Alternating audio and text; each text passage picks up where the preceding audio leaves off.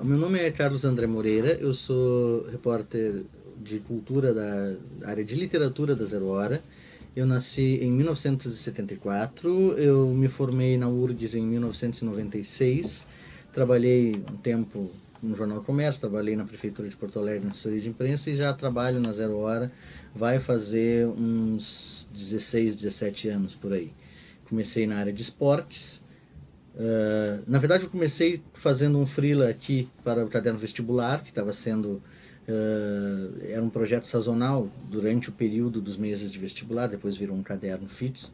Trabalhei durante uns meses com eles, depois voltei, trabalhei com a área de geral e polícia durante 2 anos, depois trabalhei mais 3 anos como repórter de esportes, na maioria das vezes como setorista do Internacional, e aí finalmente fui para o segundo caderno. Fiquei um tempo, inclusive, como editor do Caderno Cultura e depois do Caderno Doc. E aí agora voltei para o segundo caderno como setorista de literatura. Para ti, como tu definiria o jornalismo? O que é o jornalismo para ti?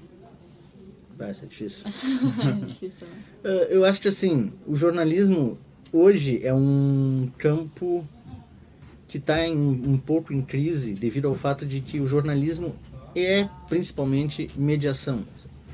E a maneira como essa mediação precisa ser feita hoje, numa situação, num contexto em que tu tem acesso a milhares de informações em tempo real e de forma muito rápida devido às redes sociais, internet, às tecnologias digitais, essa mediação ainda está, o jornalismo está tentando encontrar uma certa um certo espaço para isso. Mas basicamente para mim jornalismo é a mediação entre algo que precisa ser divulgado e as pessoas que precisam saber disso. E para mim isso já é uma questão que tem mais a ver com o que eu acho de jornalismo do que praticamente com o jornalismo enquanto instituição. Eu acho que para mim é uma instituição, o jornalismo, que precisa mediar uma informação que precisa ser divulgada para as pessoas que precisam sabê-la e às vezes não sabem que precisam sabê-la. Por isso, por exemplo, como a gente hoje em dia investe muito em métricas de audiência, isso e aquilo, é uma situação importante para, digamos assim, garantir saúde financeira para quem está fazendo jornalismo, mas não se pode ser o centro disso, a audiência, porque a audiência é basicamente entregar para o público aquilo que ele já quer saber. E há vários momentos e várias coisas que o jornalismo precisa informar, que são coisas que o público talvez queira saber, mas talvez ainda não saiba que quer saber. Que é importante para ele. Que é importante, mas talvez ele, justamente por não ter a dimensão dessa importância, ele não sabe o quanto isso é importante. E como que tu vê o jornalismo num futuro próximo, 10 anos? Pois é, eu tenho muitas dúvidas com relação a isso, porque eu não tenho a visão empresarial de como será, de como não será, e eu já sou de uma geração anterior, então... Mas o que eu vejo é o seguinte, tem modelos sendo testados, e vai depender do resultado desses modelos, a sobrevivência ou não do jornalismo como se conhece.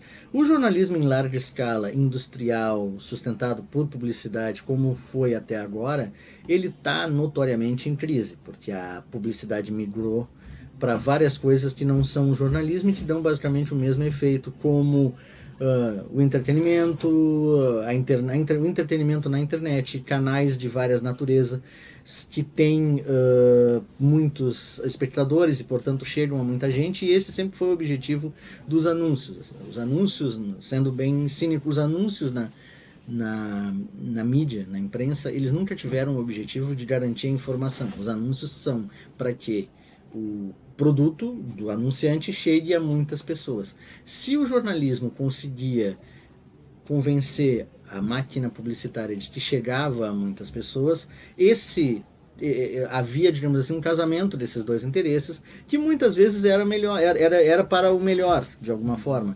Porque, por mais que se fale ainda na pressão do anunciante, ou não, isso acontece às vezes, acontece não, eu acho mais certo tu pensar que um jornalismo financiado por iniciativa privada vai ter menos interferências do que um de financiamento estatal, inclusive porque o Estado está presente em muito mais setores. Eu não estou nem falando se deveria estar ou não está, ou não deveria estar. O fato é o seguinte, o Estado é maior do que a maioria das empresas. Portanto, o Estado que financia e controla o jornalismo, ele tem muito mais interesses a proteger do que a maioria das empresas. Ao mesmo tempo, hoje, há uma série de iniciativas de pessoas jovens, de uma nova geração que já cresceu com essa nova configuração do jornalismo e dos próprios tropeços e problemas que o jornalismo tem para se financiar e que estão planejando e pesquisando alternativas novas. Imagino que as novas alternativas para um futuro sejam descobertas por essas pessoas, não por pessoas da minha idade que estejam na mídia. Porque acho que a inovação, ela tradicionalmente vem desse tipo de jovem que está sendo confrontado com uma situação desafiadora. Eu conheço várias pessoas mais jovens do que eu, por exemplo, que trabalham com fornecimento de conteúdo em agências de conteúdo, que daqui a pouco financiam determinadas reportagens e projetos por crowdfundings. E eu acho que isso é uma maneira muito interessante de financiar o conteúdo jornalístico. Tipo, tu bota uma vaquinha online e diz assim, olha, eu quero fazer uma matéria sobre isso aqui. Tem gente bastante aí fora para pagar isso, para esses custos dessa reportagem para mim. E aí as pessoas, claro, nem todos vão ter a mesma resposta, mas os exemplos que eu conheço tiveram boas respostas, assim, porque é uma maneira bastante direta de se conectar com um determinado público. Ao mesmo tempo em que tu tem uma crise de mediação, inclusive pelo fato de que o jornalismo hoje lida com uma massa gigantesca de informações e todo mundo recebe essa massa indiscriminadamente, o jornalismo pode vir a se consolidar de uma determinada maneira como uma fonte de mediação com mais credibilidade, mas vai depender sempre de uma série de fatores. Por exemplo, nós vivemos hoje uma questão ideológica muito forte de ambos os lados, contestando questões de impressão. Há vários sites de esquerda, de direita, que proliferam na internet, especializados em inventar notícias que favoreçam as suas visões de mundo e fazer isso se disseminar. E as pessoas não leem muito o que está além da manchete e compartilham. Talvez haja um momento em que esse grau de responsabilidade de checagem, digamos assim, atinja uma massa crítica e as pessoas passem a pensar, pô, peraí, eu preciso saber de onde veio essa informação em vez de simplesmente compartilhar. E talvez nesse caso, justamente por estar fazendo isso há mais tempo, por ter o know-how, a imprensa tem uma certa vantagem em assumir esse papel.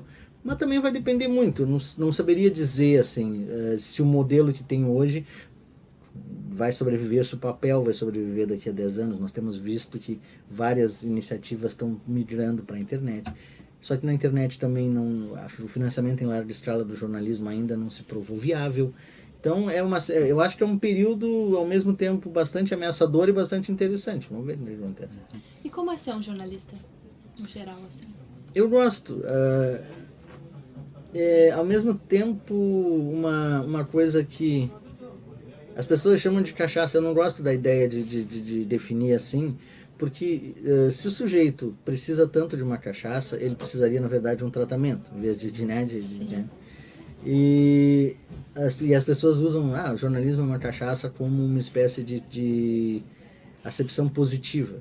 O jornalismo é legal. Claro, o jornalismo é interessante, e se tu está conseguindo cumprir um papel relevante, ele é bastante gratificador. Assim. Hoje se pensa em coisas diferentes de quando eu comecei no jornalismo, por exemplo. Antigamente a gente pensava na melhor forma de tu fazer esse trabalho de mediação, na melhor forma de tu apor a matéria. Isso continua se pensando, mas ao mesmo tempo se pensa muito hoje em dia em outras coisas do tipo até que ponto se investe numa determinada coisa se ela não está tendo nenhum retorno, por exemplo, né?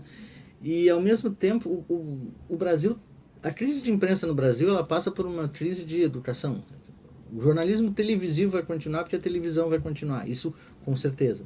E o jornalismo que está de alguma forma proliferando nas redes sociais e nas tecnologias modernas é o jornalismo de TV.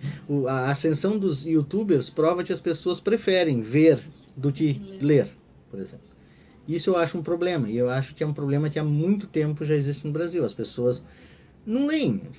As pessoas saem do colégio, param de ler livros, continuam a ler o jornal de vez em quando, ou como um hábito que seja. Mas mesmo esse hábito talvez esteja se perdendo, e as pessoas nunca foram muito de ler mesmo. Então a leitura talvez tenha sido... A leitura fora do parâmetro pragmático de coisas que tu precisa ler porque tu precisa, ela é um exercício que no Brasil é restrito a poucos, infelizmente.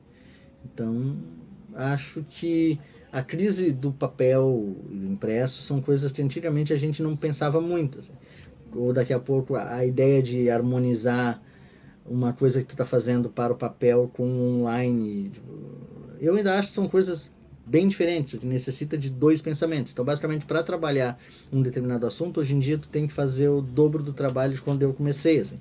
Tu tem que pensar nele em termos digitais, tem que pensar nele em termos de papel, e aí é o tipo de trabalho que é um outro trabalho. Porque tu pode editar, tu pode fazer do papel, conseguir um certo know-how, uma proficiência naquilo, mas para online, com uma possibilidade maior de recursos, tu tem inclusive no momento de fazer a apuração, já pensar nessas coisas. Se tu vai ter um vídeo, melhor começar a gravar no momento em que tu está apurando.